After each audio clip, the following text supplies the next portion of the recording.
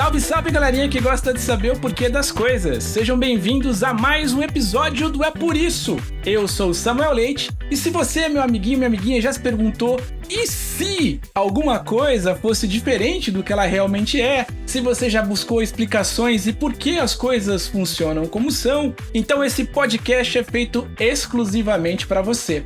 E no nosso É Por Isso de hoje, ele é um episódio muito, mas muito especial mesmo, porque ele é em comemoração ao Dia do Quadrinho Nacional, que aconteceu ontem, no dia 30 de janeiro. E o Brasil, saibam vocês, foi um dos primeiros países no mundo a publicar quadrinhos, isso lá para 1869, há cerca de 153 anos. E para explicar por que histórias em quadrinhos existem, eu tô aqui com ninguém mais que Maurício de Souza, que é cartunista, empresário, criador da Turma da Mônica, membro da Academia Paulista de Letras e já tem mais de 1 bilhão de revistas publicadas. Seja muito bem-vindo ao nosso podcast, tio Maurício de Souza. Eu sou tio de muita criança aí. É isso aí. Para começar o nosso papo, eu queria que você explicasse pra gente, tio Maurício, o que são, de fato, histórias em quadrinhos?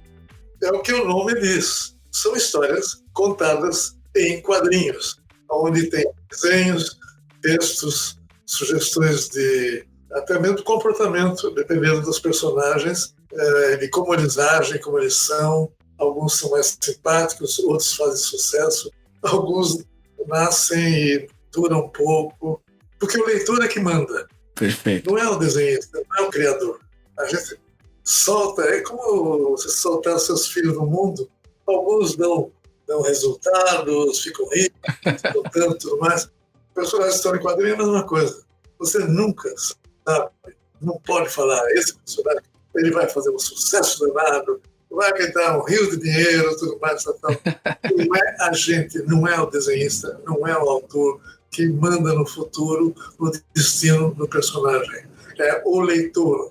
E, logicamente, o autor ou o desenhista, ele deve conhecer alguns truquezinhos que alguns outros antecessores dele usaram para ele imitar, seguir de alguma maneira alguma ideia que já foi exercida com felicidade na história daquele personagem.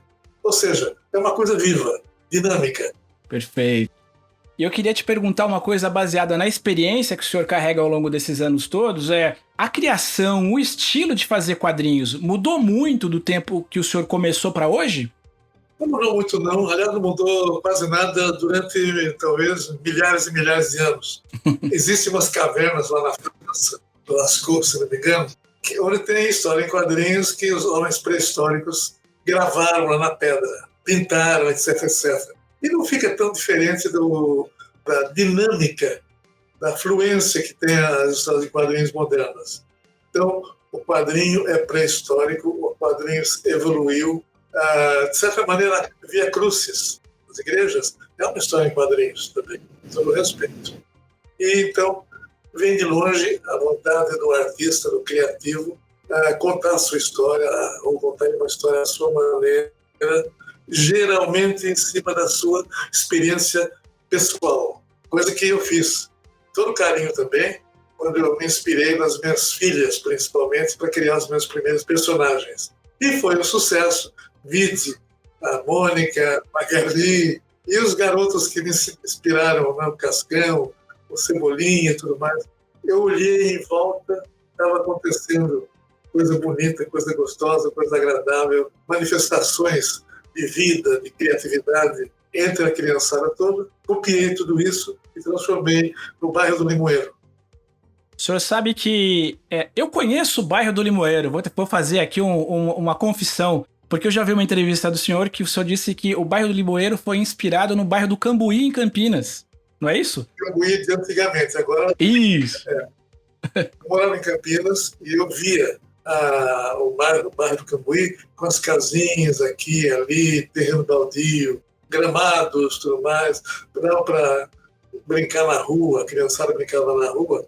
E lá no horizonte tinha os prédios de Campinas. Uhum. E pelo caminho tinha umas árvorezinhas. Então o cenário do da história em quadrinho nossa, do bairro lá do Limoeiro, é o que eu sentia quando eu estava vendo esse cenário lá em Campinas há alguns anos atrás. Quando minhas filhas eram pequenas e algumas outras já estavam na escola, lá na escola Notre Dame de Campinas. Ou seja, eu não sou um criativo, eu sou um copiador. Temos aí uma bomba nessa entrevista, hein, Maurício? Excelente a frase. Deixa eu te fazer uma outra pergunta. Você estava falando sobre contar histórias, né? Como é que é, ao seu ver, essa coisa de contar histórias? Cada país tem a sua familiaridade na hora de representar suas histórias. Como é que existem as diferenças de países para países na hora de colocar suas histórias nos quadrinhos? Isso varia muito de hábitos, costumes de cada país, né? E também tem a variação dos artistas que querem criar alguma coisa diferenciada. A história em quadrinho foi criada lá pelos americanos, que dominaram o mundo durante muito tempo. Depois chegaram os mangás japoneses, que deram aquela chacoalhada mundial também, e estão lá empatando, brigando com os americanos até agora, né? Uhum. E a gente tenta entrar na briguinha a partir do Brasil, do nosso jeito aí, para termos o nosso lugar ao sol. Se não temos o sol todo no mundo, eu quero ter o sol do Brasil, que é o meu país.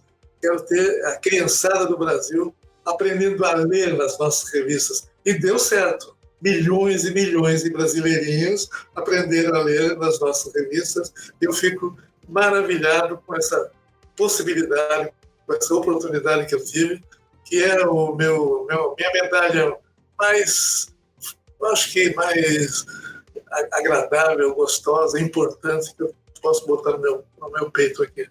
Eu me coloco entre esses milhões de alfabetizados pelo senhor, assim. O senhor foi meu professor, o senhor e todo o universo que o senhor criou aí. Fico feliz de ouvir, Samuel. De verdade. Qual o conselho que o senhor daria para quem quer ser desenhista aqui no Brasil? Quais são os desafios e os conselhos que o senhor daria para quem está querendo começar na profissão?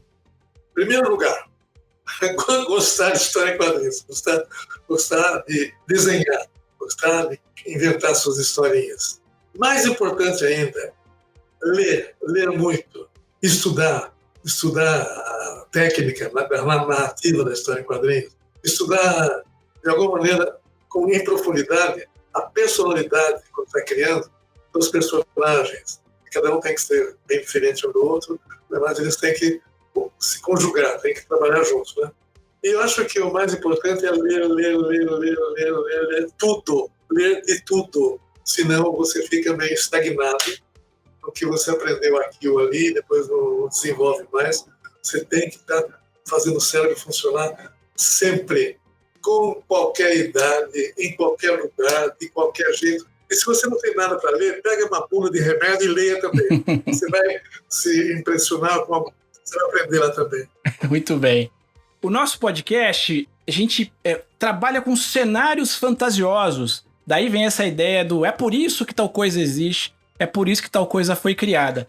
E a gente muitas vezes trabalha com situações hipotéticas. E aí eu queria te fazer uma pergunta, que é o seguinte: o que ao seu ver, aconteceria no mundo se as histórias em quadrinhos nunca existissem ou desaparecessem? O que aconteceria? Meu Deus, hein? Tragédia, meu Deus do céu. Eu ia fazer uma coisa na vida, né? Logicamente. É verdade. Mas, olha, o ser humano é criativo, naturalmente. Ele sempre está procurando resolver alguma coisa, criar alguma situação para facilitar a vida. Isso é inerente no ser humano. Então, negativo. Não poderia haver assim num planeta habitado por nossa raça, perfeito, nossa espécie. Então, é uma coisa tão fantástica a ver esses quadrinhos que eu acho que inventaríamos a história em rodinhas, qualquer coisa assim. Haveria histórias para contar porque elas de fato existem sempre, né? Muito bem. O papo, a história, a conversa mole e tudo mais, tudo isso é criativo e tudo isso pode virar uma historinha, como disse aí o escritor, coisa ruim da boa história. Coisa boa, ninguém quer saber. Eu tenho muita história porque é muito macio água com açúcar. Então, vamos inventar situações, geralmente, mesmo na história em quadrinhos, né? Geralmente dificultosas para os personagens. Assim, tem a reação que pode interessar o leitor, porque ele pode se ver, pode se identificar com o personagem, e daí está feita a coisa. Daí estamos cruzando a vida do leitor. Então, meus amiguinhos, é por isso que histórias em quadrinhos existem. Olha só, muito obrigado, Maurício, de coração. Eu queria, em nome dos nossos papais, mamães e tantas crianças que ouvem o nosso podcast, pelo Brasil e pelo mundo, a gente queria muito deixar o nosso agradecimento de coração por todo o legado, por toda a história que o senhor construiu.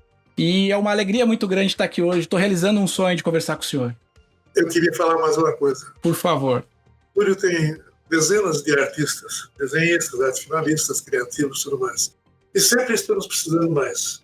Então, a garotada que está me assistindo, estude um pouco de desenho, estude um pouco de narrativa, escreva, leia bastante e me procure de vez em quando lá, onde tiver a oportunidade ou a vontade, para a gente trocar ideia. Estamos sempre precisando de criativos para formar ou para aumentar a nossa equipe. Fiquem à vontade. Olha que dica sensacional para você, meu amiguinho. Meu filho Bruno, de 10 anos, está fazendo seus primeiros desenhos. Agora eu vou colocar um intensivão. Desenha aí, meu filho, que o tio Maurício vai te dar um emprego. Oh, meu Deus do céu. Vou adorar. Muito obrigado mais uma vez. Foi um prazer falar com o senhor, como eu disse. E até uma próxima oportunidade. Até lá, Samuel. A gente se vê por aí. Tchau, tchau.